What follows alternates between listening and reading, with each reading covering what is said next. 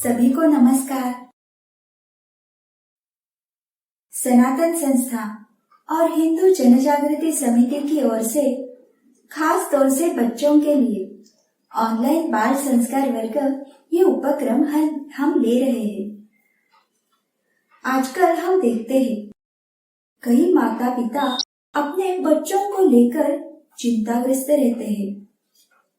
TV, mobile, इसका अधिक वापर, वीडियो गेम खेलना, इससे बच्चों के मन पर अनुचित संस्कार हो रहे हैं। तो अब इन सारे समस्याओं पर एक उपाय है, वो है अपने बच्चों को साथ में लेकर सुनना ये बाल संस्कार वर्ग। क्योंकि इस बाल संस्कार वर्ग में सभी ईश्वरीय गुण हम कैसे अपना सकते हैं। हम में जो दोष रहते हैं, खास तौर से बच्चों के मन में हट करना, चिड़चिड़ापन, अव्यवस्थितता, आलस्य, ये दोष दूर करने के लिए सनातन संस्था के संस्थापक परात्पर गुरु डॉक्टर अठवले जी ने जो प्रक्रिया ढूंढ के निकाली है, तो वो सारी प्रक्रिया हम अच्छे से इस संस्कार वर्ग में सिखा भी रहे हैं। तो सभी बच्चे इसका अवश्य बहुत ही अच्छे से लाभ ले सकते हैं और अपने में पूरा परिवर्तन भी अनुभव कर सकते हैं। चलो फिर अब आज का हमारा संस्कार वर्ग आरंभ करते हैं। सनातन संस्था के श्रद्धा स्रोत परम पूज्य भक्तराज महाराज तथा संस्थापक परात्पर गुरु डॉक्टर जयंत अठवले जी के चरणों में वंदन कर हम आज का संस्कार वर्ग आरंभ करते हैं। अब सबसे पहले हम श्री गणेश जी के चरणों में प्रार्थना करेंगे। बाल मित्रों, हम प्रतिदिन प्रार्थना करते हैं ना, तो ये प्रार्थना करने से क्या होता है? तो हमें भगवान की शक्ति मिलती है और आगे का जो कार्य है वो अच्छे से बिना किसी बाधा के सफल हो सकता है। इतना प्रार्थना का महत्व है।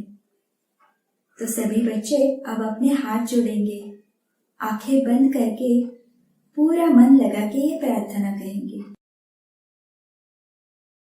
हे श्री गणेश जी, आपकी ही कृपा से इस बाल संस्कार वर्ग में सहभागी होने का अवसर हमें मिला है। हम आपके शरण में आए हैं। हे श्री गणराया, इस संस्कार वर्ग में जो भी सूत्र हमें बताने वाले हैं, वे सारे सूत्र हमें समझ में आने दीजिए और उसके अनुसार आचरण करने के लिए आप ही हमें बुद्धि, शक्ति एवं क्षमता दीजिए। ऐसी आपके श्री चरणों में शरणागत भाव से प्रार्थना है।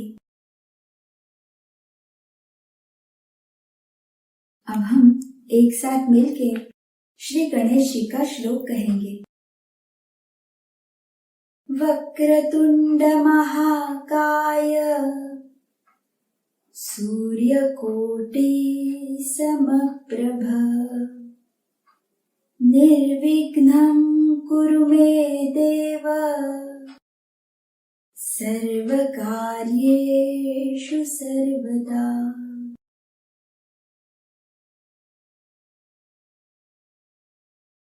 बाल मित्रों, ये संस्कार वर्ग आप सभी बच्चे बहुत ही मन लगाकर देखते हो। उसके अनुसार आचरण करने का प्रयास भी सभी बच्चे बहुत ही अच्छे से कर रहे हो। और आप सभी बच्चों को ये भी ध्यान में आया होगा कि जब हम जो बताया जाता है उसके अनुसार आचरण करते हैं तब हमें आनंद भी मिलता है ना? और ये सब हमें कैसे पता चलता है? क्योंकि आप सभी बच्चे प्रतिदिन बहुत ही अच्छे अच्छे अनुभव हमें भेजते हो। चलो फिर सबसे पहले आज हमें कौन से बच्चों ने उनके अनुभव भेजे हैं वो देखते हैं। आज का जो पहला अनुभव है वो हमें भेजा है चिन्मय मुजुमले और अंजलि मुजुमले ने। इन्होंने लिखा है कि उन्हें नामजप करते समय बहुत अच्छा लगता है और ऐसा प्रतीत होता है कि श्री गणेश जी घर आकर आशीर्वाद दे रहे हैं। इसके बाद आर्या श्री श्री मार ने लिखा है कि वह प्रतिदिन दैनिक सनातन प्रभात पढ़ती है और उसे बहुत अच्छा लगता है। और सुकृता कांदलकर ने लिखा है कि उसे सनातन कपूर और इत्र बहुत अच्छे लगते हैं। तो ऐसे कुछ अनुभव हमें प्राप्त हुए हैं। बच्चों के जो माता पिता हैं, उनसे भी एक नम्र विनती है। अपने बच्चे की प्रतिक्रिया लिखने के बाद उसके सामने बच्चे का नाम, जिले का नाम तथा आपका संपर्क क्रमांक भी अवश्य लिखिए। और एक महत्वपूर्ण बात बच्चों, अब हमारा संस्कार वर्ग नए समय पर शुरू है, तो सभी को याद रहेगा ना ये। और आपने जिन जिन अपने मित्रों को बताया है, तो उन्हें भी ये जो नया समय है इसके बारे में अवश्य अवगत कराए, ताकि वो सभी नए समय पर ये संस्कार वर्ग देखेंगे। क्योंकि अब बाल संस्कार वर्ग का नया समय है शाम को 6 बजे। ठीक है ना? तो सभी बच्चे ये याद रखना। चलो फिर, अब आज की कहानी क्या है, इसकी सभी बच्चों को उत्सुकता रहती है। तो आज भी हम बहुत ही अच्छी दुर्गा माता की कहानी देखने वाले हैं, जिसे हम क्या कहते हैं, महिषासुर मर्दिनी। तो ऐसी महिषासुर मर्दिनी माँ दुर्गा की हम कहानी देखेंगे। सभी बच्चे बहुत ही मन लगाकर ये कहानी सुनना, क्योंकि कहानी के उपरांत हम आपको प्रश्न पूछते हैं और फिर 15 सेकंड में उसका योग्य उत्तर क्या है ये आपको सोच के रखना है। ठीक है ना? चलो फिर आज की हमारी कहानी अब आरंभ करते हैं। बाल मित्रों, सभी बच्चों को नवरात्र पता है ना? 9 दिनों तक देवी माँ का ये उत्सव चलता है। उसे नवरात्र ऐसे कहते हैं। नवरात्रि के प्रथम दिन में दुर्गा यानी महाकाली के घटों की स्थापना होती है और उसके उपरांत 9 दिनों तक ये उत्सव मनाया जाता है। इस वक्त में दुर्गा देवी ने महिषासुर मर्दिनी के स्वरूप में महिषासुर नाम के एक राक्षस का वध किया था। उसी की कहानी आज हम देखने वाले हैं। और वैसे भी देवी माता ने बहुत से राक्षसों का वध किया है। इतनी देवी माँ शक्तिशाली होती है। तो ऐसे ही ये जो राक्षस था महिषासुर, इसका वध करने के कारण ही दुर्गा माता को महिषासुर मर्दिनी ऐसे कहा जाता है। तो प्राचीन समय में महिषासुर नाम का एक बहुत ही बड़ा दैत्य था। वो बहुत दुष्ट था। लोगों के ऊपर वो बहुत अत्याचार करता था और वो देवताओं से भी नहीं डरता था। देवताओं को युद्ध के लिए वो ललकारता था। और ऐसे ही एक दिन उसने इंद्रदेव से युद्ध किया और इंद्र का जो स्थान था वो हड़प लिया। ये हो जाने के बाद तो उसे अपने शक्ति पर बहुत ही गर्व हो गया और फिर उसका जो अत्याचार वो करता था, उसकी जो क्रूरता थी वो और अधिक बढ़ गई। उसने सभी जो पृथ्वीवासी थे उन्हें बहुत ही त्रस्त कर दिया था। उसके ये जो अत्याचार थे, ये जो कष्ट थे, वो दिन ब दिन बढ़ते ही जा रहे थे। ये सब देख के फिर सभी देवता चिंतित हो गए और सभी देव एकत्रित आकर फिर ब्रह्मा, विष्णु और महेश जी के पास में पहुंचे। उन्हें महिषासुर के बारे में सारी व्यथा उन्होंने बताई और इस महिषासुर के संकट से उन्हें बचा ले और उसका वध करे, ऐसी प्रार्थना सभी देवताओं ने की। ये सुनने के उपरांत फिर तीनों देवताओं ने यानी ब्रह्मा, विष्णु और महेश जी, इन्होंने अपनी शक्ति से एक देवी की निर्मिति की। ये जो देवी थी उसका मुख भगवान शिव जी के तेज से हुआ। विष्णु जी के शक्ति से उसके हाथ बन गए और अग्निदेव के कारण देवी माँ की आंखें बन चुकी। ऐसे ही हर एक देवताओं ने देवी माँ के अवयव तैयार किए। फिर इसके उपरांत भगवान शिव जी ने देवी माँ को अपना त्रिशूल दिया, भगवान विष्णु जी ने अपना चक्र दिया, इंद्रदेव ने अपना वज्र दिया। ऐसे सभी देवताओं ने एक एक करके अपने जो शस्त्र थे वो देवी माता को दिए, जिसके कारण वो महिषासुर का वध कर पाए। और ऐसी ये दुर्गा माता बहुत ही प्रसन्न मुद्रा में उस महिषासुर का वध करने के लिए निकली। दुर्गा माता ने महिषासुर को युद्ध के लिए ललकारा। महिषासुर ने जब ये देखा कि एक स्त्री उसे युद्ध के लिए पुकार रही है, तो वो चकित रह गया। उसे आश्चर्य लगा और फिर उसने सोचा, एक स्त्री को युद्ध में पराजित करना ये तो मेरे बाएं हाथ का खेल है। उसे ये पता नहीं था कि दुर्गा माता सारे देवताओं की शक्ति एकत्रित करके तैयार हुई है और फिर एक साधारण स्त्री समझकर वो उसके साथ युद्ध करने लगा। यहाँ पे माँ दुर्गा देवी ने महिषासुर का वध करने के लिए बहुत ही बड़ा रौद्र रूप धारण किया। अपनी सारी शक्ति देवताओं ने जो शस्त्र दिए थे उसके साथ उन दोनों के बीच घमासान युद्ध आरंभ हो गया। महिषासुर किसी भी प्रकार से माँ के ऊपर नहीं जा रहा था।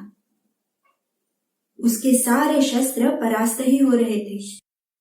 ऐसे 9 दिनों तक देवी माँ और महिषासुर इनके बीच युद्ध चलता रहा और फिर अंत में देवी माँ ने महिषासुर को अपने चरणों तले दबा के उस पर त्रिशूल से वार करके उसका वध कर दिया। और ऐसे ये जो महिषासुर था, इसका वध करने से ही दुर्गा माता को महिषासुर मर्दिनी ऐसे हम कहते हैं। और महिषासुर के इस वध के कारण सारे जो देवी देवता थे, पृथ्वीवासी थे, वो प्रसन्न हो गए। महिषासुर के संकट से उनकी मुक्ति हो गई थी। तो सभी बच्चों के ध्यान में आया ना कि माँ जो दुर्गा माता है उसमें कितनी शक्ति है। 9 दिनों तक वो महिषासुर के साथ लड़ती रही। तो हमें भी ऐसी ही शक्ति की उपासना करनी चाहिए। बाल मित्रों, अब इस कथा से हम नवरात्रि क्यों मनाते हैं, ये सभी के ध्यान में आया होगा। माँ दुर्गा का आशीर्वाद प्राप्त करने के लिए, उसकी अर्चना करने के लिए हम नवरात्रि ये उत्सव मनाते हैं। नवरात्रि में हम और एक बात करते हैं और वो है गरबा नृत्य खेलना। गरबा खेलने से हमारी ओर देवी माँ का तत्व आकर्षित होता है। हमें देवी माँ का चैतन्य तथा आशीर्वाद भी प्राप्त होता है। यही गरबा खेलने के पीछे का शास्त्र है।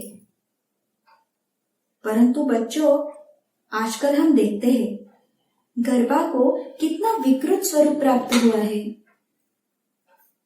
जब गरबा खेलते हैं तो बहुत ही बड़े बड़े आवाज में, उच्च स्वरों में संगीत लगाया जाता है। संगीत के वाद्यों के ऊपर कर्ण कर्कश आवाज में और बहुत ही विकृत पद्धति से फूहड़ नृत्य किया जाता है।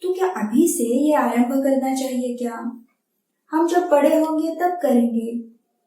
परंतु बच्चों, ये बिल्कुल गलत विचार है, क्योंकि हम जब छोटे रहते हैं, हमारी उम्र जब कम होती है ना, तब हमारे मन पर जो संस्कार रहते हैं वो भी कम होते हैं, उनकी मात्रा कम होती है। और जैसे जैसे हम बढ़ते जाते हैं, वैसे वैसे हमारे मन पर जो संस्कार है उनकी मात्रा बढ़ जाती है और वे संस्कार दृढ़ हो जाते हैं। उसके कारण ये संस्कार हटाना भी कठिन हो जाता है। तो इसी कारण से हम कितने कम उम्र में ये प्रक्रिया के लिए प्रयत्न करेंगे उतना ही अच्छा है। ऐसे करने से शीघ्र हमारे सारे जो बुरे संस्कार है वो चले जा सकते हैं और आगे बुरे संस्कार हमारे मन पर होंगे भी नहीं। ध्यान में आ रहा है ना? तो इसीलिए ये जो 2 प्रक्रिया हमने सीखी है वो अगर हम आचरण में लाएंगे तो फिर हम बहुत ही जल्दी एक आदर्शवान गुणवान बच्चे बन सकते हैं। परंतु उसके लिए हमें प्रयास भी करने चाहिए। और आप सभी बच्चे बहुत ही अच्छे हो। आप सभी बच्चे ऐसे प्रयास अवश्य करोगे, ऐसे भी मुझे विश्वास है। तो सभी बच्चे करेंगे ना ऐसे प्रयास?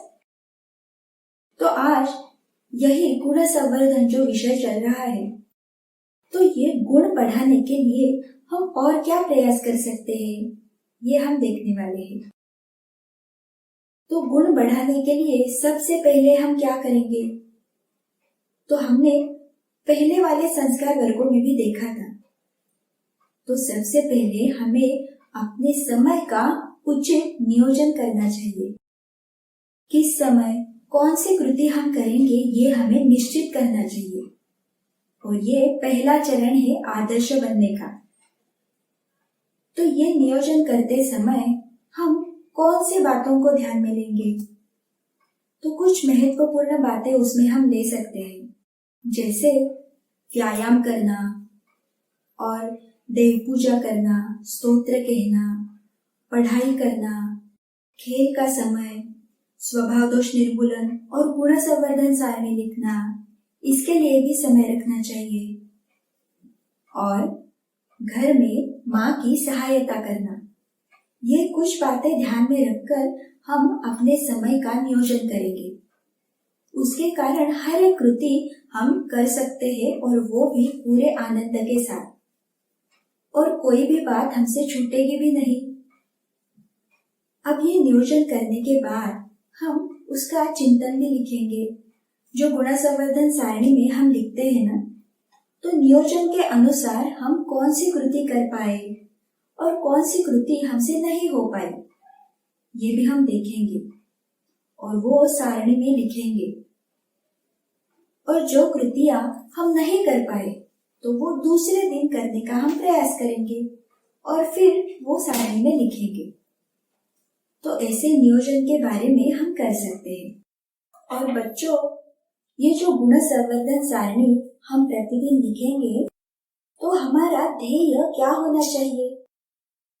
तो उस सारणी में अधिक से अधिक सकारात्मक कृतियां आनी चाहिए, ये हमारा ध्येय है। तो उससे क्या होगा?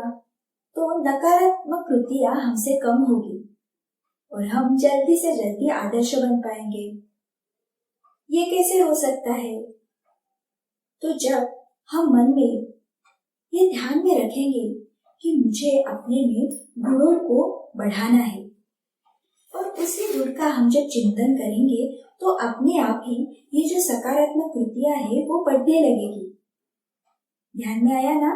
तो हम ऐसे प्रयास करेंगे। आज 2 सकारात्मक आई और 5 नकारात्मक कृतियां आई, ऐसे हो सकता है पहले दिन, परंतु धीरे धीरे करके हमें सारी सकारात्मक कृतियां और एक भी नकारात्मक कृति नहीं, यहाँ तक पहुंचना है। तो इसके लिए सभी बच्चे प्रयास कर सकते। अब ये प्रयास करने के लिए आपको सहायता कैसे होगी? तो अब हम क्या करेंगे ना, कल से प्रतिदिन हमें बाल संस्कार वर्ग में जो चैट बॉक्स रहता है वहां पे ब्यौरा देना है। कौन सा ब्यौरा देंगे? तो हमारी जो गलतियां है, हमारी गुण संवर्धन सारणी है, वो हम लिख रहे हैं या नहीं, उसमें हमने कितनी कृतियां लिखी, हमें कैसा लगा, आपको जब जो लग रहा है वो आप वहां पे ब्यौरा दे सकते हैं।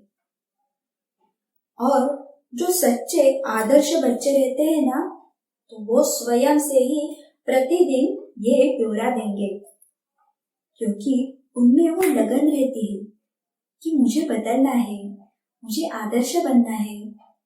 और आप सभी बच्चे भी ऐसे ही चाहते हो ना कि आपको भी आदर्श बनना है।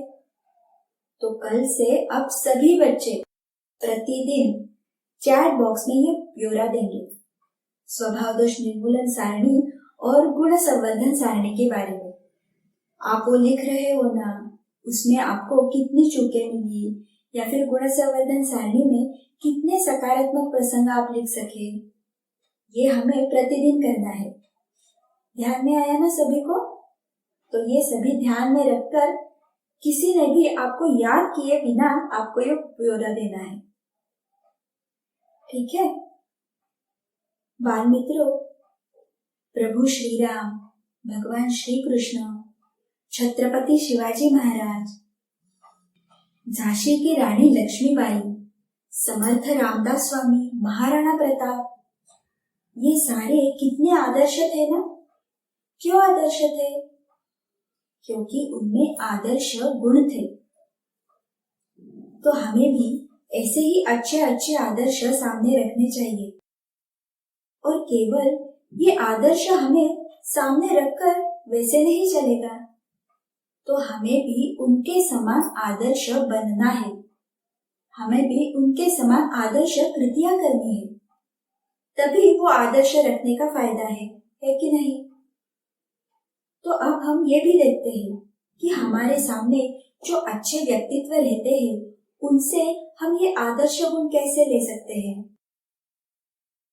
तो जैसे ये सारे आदर्श व्यक्ति हैं, राष्ट्र पुरुष है, भगवान है, तो इनकी जीवन चरित्र हम पढ़ सकते हैं, उनके चलचित्र हो, नाटक हो, तो ये हम देख सकते हैं, और उनके जो गुण है वो आत्मसात करने का हम प्रयास कर सकते हैं। ऐसे करने से भी हमें अच्छे अच्छे गुण बढ़ सकते हैं। इसके साथ ही हमारे घर पर भी अपने माता पिता रहते हैं, बड़े लोग रहते हैं, तो उनमें भी बहुत से अच्छे गुण रहते हैं, ये भी हमें सीखने चाहिए। जैसे अपनी माँ अपने साथ कितना प्रेम से बोलती है ना, तो वैसे ही हमें भी माँ के साथ प्रेम से बोलना चाहिए, और सभी के साथ ही प्रेम से बोलना चाहिए। पिताजी जब देव पूजा करते हैं, तो उनके साथ बैठकर हमें भी सीखना चाहिए। स्तोत्र सीख रहे होंगे या स्तोत्र कहते होंगे, तो हम भी वो स्तोत्र सीख सकते हैं। अपने घर में दादा दादी, नाना नानी, या फिर अपने बड़े भाई बहन हो, तो उनमें भी बहुत से अच्छे गुण रहते हैं, तो हमें दूसरों की कमियां नहीं देखनी चाहिए। तो उनके जो अच्छे अच्छे गुण है वो हम सीखेंगे, और वो सीखकर उसे कृति में लाने के लिए हम प्रयास करेंगे। तो सभी बच्चों के ध्यान में आया ना? तो ऐसे ही गुण बढ़ाने के लिए हमें निरंतर प्रयास करना है। आज हमने उसके कुछ उदाहरण देखे कि हम कैसे गुण बढ़ा सकते हैं, परंतु आप इस संसार में जो भी सजीव निर्जीव वस्तु है, उन सभी से कुछ ना कुछ गुण सीख ही सकते हो। तो ऐसे हर एक से अच्छा अच्छा गुण हम अगर सीखेंगे, तो हमें भगवान के जो अच्छे अच्छे गुण है वो आ सकते हैं। तो सभी बच्चे ऐसा प्रयास करेंगे ना? गुणवान बच्चे बनने के लिए, आदर्श बनने के लिए इन गुणों का अभ्यास बहुत ही महत्वपूर्ण है। तो सभी ऐसे प्रयास करेंगे ना? बच्चों के माता पिता से और जो भी बड़े व्यक्ति उनके साथ ये बाल संस्कार वर्ग अगर देखते हो, तो उनसे एक विनती है। हमने आज बाल संस्कार वर्ग में सभी बच्चों को बताया है कि कल से सभी बच्चे स्वभाव दोष निर्मूलन सारणी और गुण संवर्धन सारणी लिखने का ब्यौरा चैट बॉक्स में लिखेंगे। तो इसलिए आप सभी बच्चों को सहाय कर सकते हैं। अगर स्वभाव दोष निर्मूलन सारणी बनाना, गुण संवर्धन सारणी बनाना, इसमें भी उन्हें कुछ सहायता लगी तो आप अवश्य कीजिए। और प्रतिदिन बाल संस्कार वर्ग में उन्हें ब्यौरा देना है। तो इस दृष्टि से उसकी रुचि भी आप बच्चों में बढ़ा सकते हैं, क्योंकि जब बच्चे प्रतिदिन ऐसा ब्यौरा देने लगेंगे तो उनके मन में इस प्रक्रिया के बारे में गांभीर्य उत्पन्न हो सकता है और नियमितता भी उनमें आ सकती है। तो सभी इसका अवश्य प्रयास करें। और बाल मित्रों, हमने आप सभी को सनातन प्रभात पढ़ने के लिए कहा था। ये सनातन प्रभात, इसका ऐप भी उपलब्ध है जो आप गूगल प्ले स्टोर से डाउनलोड कर सकते हो और आप घर पर बैठे बैठे ही सनातन प्रभात पढ़ सकते हो। इसमें जो अच्छे अच्छे लेख आते हैं, छोटे बच्चों के गुण वैशिष्ट रहते हैं, जिसके जरिए आपको बहुत कुछ सीखने को मिलेगा। तो सभी दैनिक सनातन प्रभात अवश्य पढ़ना। और जिन बच्चों ने सनातन प्रभात का ऐप डाउनलोड किया है, वो चैट बॉक्स में भी अवश्य लिखिए। और इसके साथ ही दैनिक सनातन प्रभात, हिंदी पाक्षिक सनातन प्रभात, इसके सदस्य भी बनाने के लिए आप अपने मित्रों को, अन्य जो भाई बहन है, उन्हें भी कह सकते हो। तो ऐसे करने से एक बड़ी धर्म सेवा ही आपके हाथ से होगी। चलिए अब आगे की ओर जाते हैं। अब इसके उपरांत बाल संस्कार वर्ग में हम गणपति स्तोत्र सुनते हैं। जिन बच्चों के पास इस स्तोत्र की पुस्तिका है, वो पास में लेकर बैठेंगे और उसे देखकर ये स्तोत्र हमारे साथ कह सकते हैं। सभी बच्चे अपने हाथ जोड़ेंगे और अपना मन एकाग्र करके ये स्तोत्र कहेंगे। चलिए अब हम गणपति स्तोत्र आरंभ करते हैं।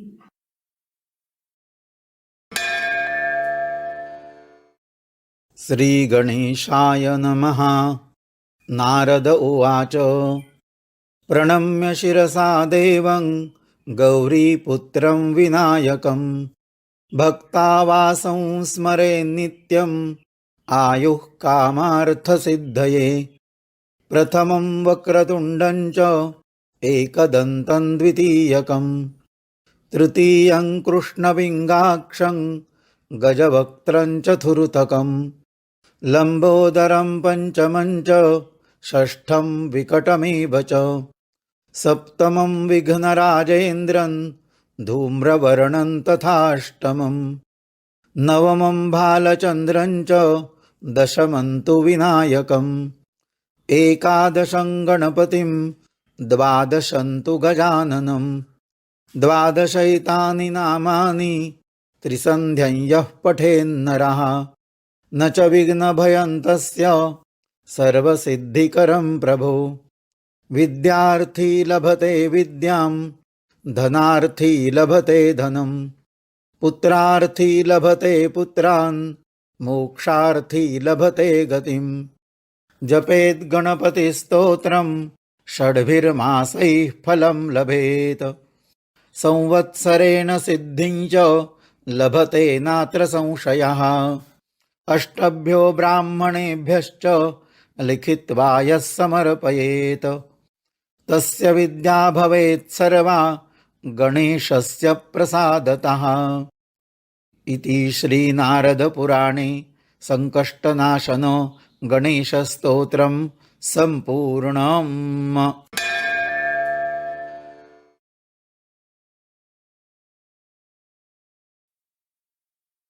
स्तोत्र कहने से सभी को अच्छा लगता है ना?